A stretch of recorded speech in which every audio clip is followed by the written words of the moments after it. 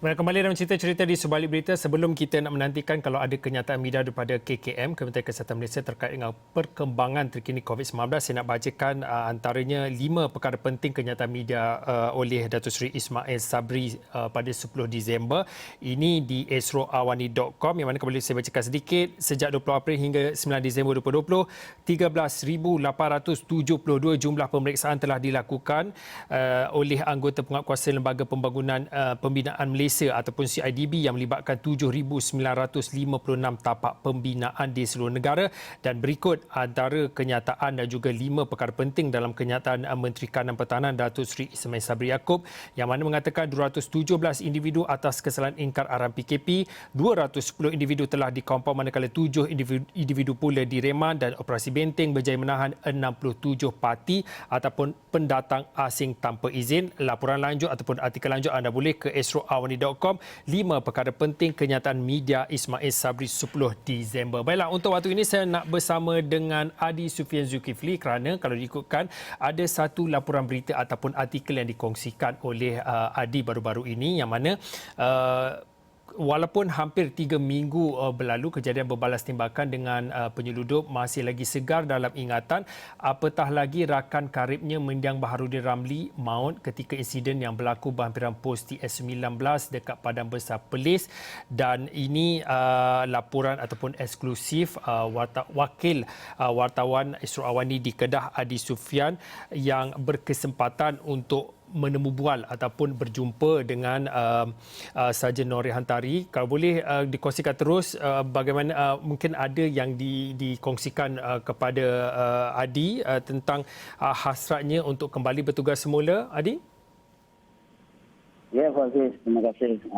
Hampir 300 km lebih perjalanan daripada Kedah ini sendiri, Fazis, ke Bido, Camp Battalion 3 di Bido, Perak. Dan masa kedatangan saya tu disambut dengan penuh senyuman daripada Sarjan Norihan Tari sendiri, dan pada ketika itu beliau baru saja selesai daripada menjalani rawatan susulan di mana pemeriksaan terhadap bekas ataupun kesan jahitan pada perutnya yang ditembak tu. Dan kelihatan Sarjan Norihan memang ceria sekali, dan beliau dah mampu untuk berdiri, malah untuk makan sendiri kan. Dan keadaan dia nampak begitu baik, walaupun saya difahamkan bahawa 2 lagi butir peluru yang masih belum dikeluarkan daripada badannya, dan rawatan susulan akan dilakukan di Hospital Pulau Pinang. Dan pada hari ini saya difahamkan Sarjan Norihan dalam perjalanan ke Pulau Pinang untuk pemeriksaan susulan untuk penuh janji untuk membuang satu lagi butir peluru yang berada di perutnya, dan satu butir lagi peluru yang berada di belakang Sarjan Norihan difahamkan berlaku sedikit komplikasi di mana agak bahaya sekiranya pembedahan itu dilakukan, berkemungkinan Sarjan Norihan akan lumpuh.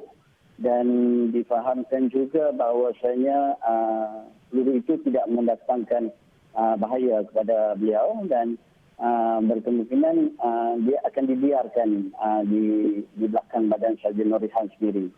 Dan menampakkan raut wajah yang ceria itu sebenarnya terselit ataupun tersembunyi satu cerita di mana Sarjan Norihan sendiri rasa kekilan di mana beliau tidak sempat untuk menyelamatkan rakannya itu Sarjan Bahar ataupun Baharudin Ramli.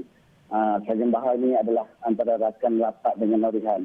Menceritakan sedikit pengalaman ataupun kejadian pada malam itu.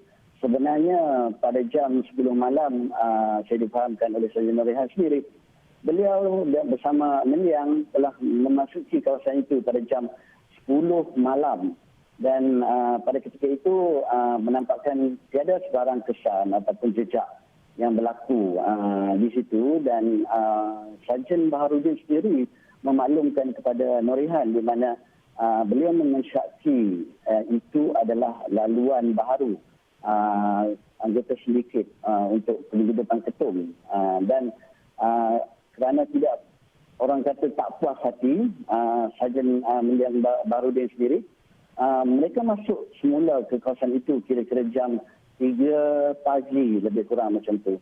Dan meninggalkan motosikal agak jauh sedikit, di mana di kawasan bukit hampir 1.5 kilometer daripada tempat kejadian, iaitu pos TS9. Dan berlaku tembak-menembak itu berlaku di mana apabila sekumpulan atau segerombolan daripada anggota sedikit terkejut dengan kehadiran sebenarnya dua anggota PJA Batalion 3 ini. Dan ketika itu beberapa das tembakan dilepas dahulu daripada kumpulan penyelundup itu mengenai Sarjan Norihan dahulu, dan selepas itu tembakan susulan mengenai Sarjan Baharudin. Dan pada ketika itu Sarjan Baharudin sempat menanyakan kepada Sarjan Norihan di mana kau kena tembak ke tak? Dan Norihan sempat menyatakan bahawasanya dia pun turut terkena tembakan itu. Dan susulan itu mereka berbalas tembakan sehingga kehabisan peluru.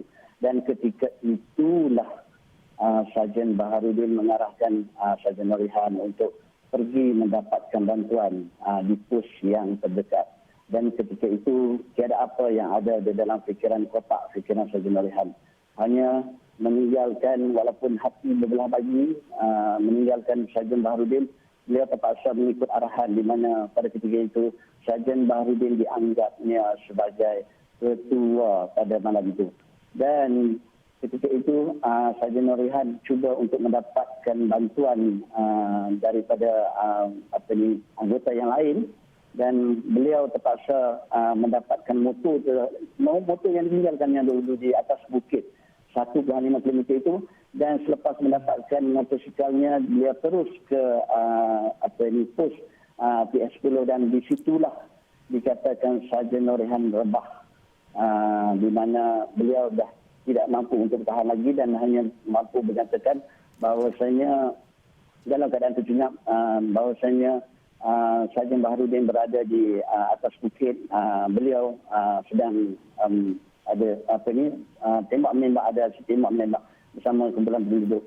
Dan ketika itu bantuan cuba diberikan dahulu kepada Sarjan Norihan, dan nampaknya Sarjan Norihan cuba bertahan, dan sehinggalah beliau sampai ke hospital Kanga.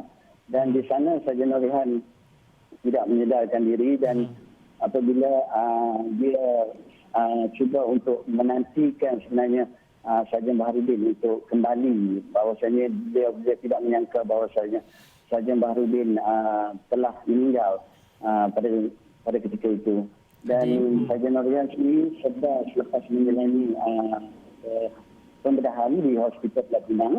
Dan di Hospital Pulau Pinang itu di situlah barunya Sarjan Norihan mengetahui bahawasanya Sarjan Baharudin telah meninggal dunia. Adi, kalau boleh saya nak mencelah sedikit. Ali, kadang-kadang bila apa yang berlaku itu kadang-kadang telah pun diberitahu ataupun telah pun dimaklumkan dalam laporan media sebelum ini, dan pastinya bila ada peluang face-to-face interview, kadang-kadang cerita yang tak diceritakan dalam laporan media ataupun yang telah pun dikatakan khususnya oleh Ketua Polis Negara sendiri, itu adalah bagi wartawan itu adalah eksklusif bagi kita, bagi wartawan bila dapat sesuatu yang belum lagi dikabarkan. Tetapi untuk waktu ini kita tak ada banyak masa, lebih kurang dalam 1 minit ni yang terakhir, mungkin Adi boleh kongsikan kepada kami bila mana Sarjan Norihan dikabarkan akan kembali bertugas semula atau bagaimana?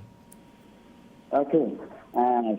Memang ayat terakhir saya bersama beliau, di mana beliau memang berkobar-kobar untuk kembali bertugas dan menyarung kembali uniform PJA dan saksikan wiki yang saya sediakan Okey, terima kasih kepada Adi. VT itu akan kami bawakan nanti khususnya dalam buletin Awani selepas ini dan pastinya di astroawani.com kerana kami tak cukup masa. Terima kasih kepada Adi atas perkongsian eksklusif temu bual bersama dengan Sarjan Norihan Tari. Sarjan Norihan terlibat dalam insiden tembakan yang berlaku ketika insiden berhampiran dengan pos TS-19 dekat Padang Besar Perlis lebih kurang 3 minggu lalu. Saya kira itu saja untuk waktu ini cerita pada waktu cerita di sebalik berita. Saya Fauzin, kita jumpa lagi.